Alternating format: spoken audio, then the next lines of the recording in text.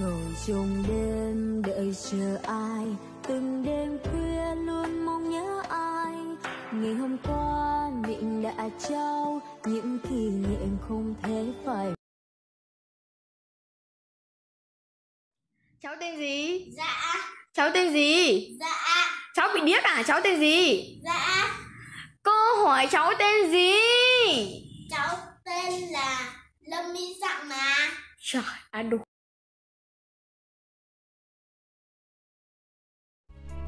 Chỉ lúc cũ thâu lo đã cũ cây gấu nơi ở đã chưa tia đã tàu nơi trong mùa xe ta tàu có nhớ chỉ yêu mùa nhị chỉ lúc cũ thâu lo dia cũ vì chỉ bao tia có mua đùa tu chia ê thia mò xia nhỏ rong lý tu nền vừa vì chỉ nhờ yêu thơ gió cha cái lũ yêu rong lý nó thia trâu cho lúc cô mua thia đời lo cùng ca xia khó có một lúc cho nữa dù còn bầu thứ lon chế có yêu chi chưa lúa mà dù cũng đâu còn chưa lúa mà nơi chưa lúa mà nia lúa chỉ mua cố có mơ liên thiên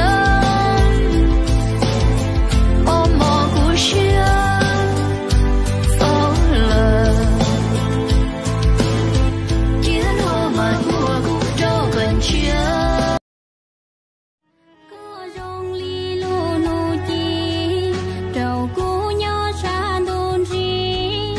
Lô nô chi chan trái lô ly chín ra.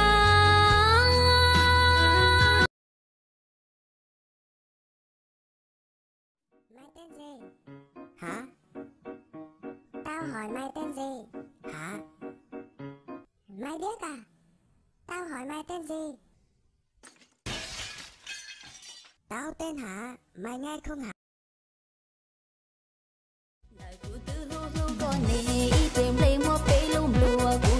Mua bê tu lùa có cho mình trên soi ý bùa cụ nhiều khoa bê tu luôn đầu có mình sẽ cho cụ vòng bầu sợ do tu khi cụ thời rầu cha chỉ tua rõ thầu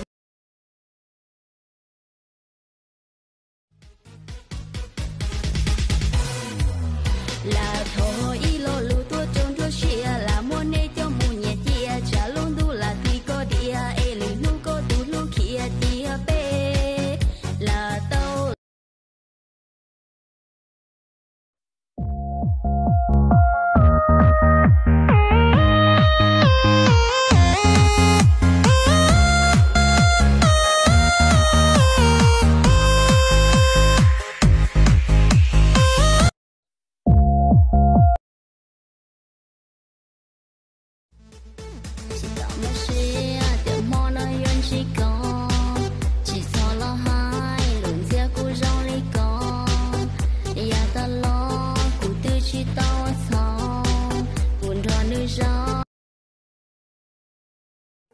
Ê nhỏ lớp trưởng, có chuyện gì không nhóc? tối thứ bảy tuần này bà có bận cái gì không? Cũng không biết nữa, có gì không nè?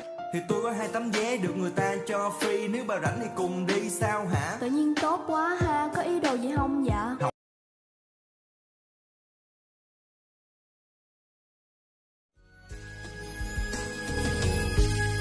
tình cờ một ngày anh lạc vào tim em, ánh mắt của anh khiến tim em nghĩ dài, em đã tin anh những lời hứa.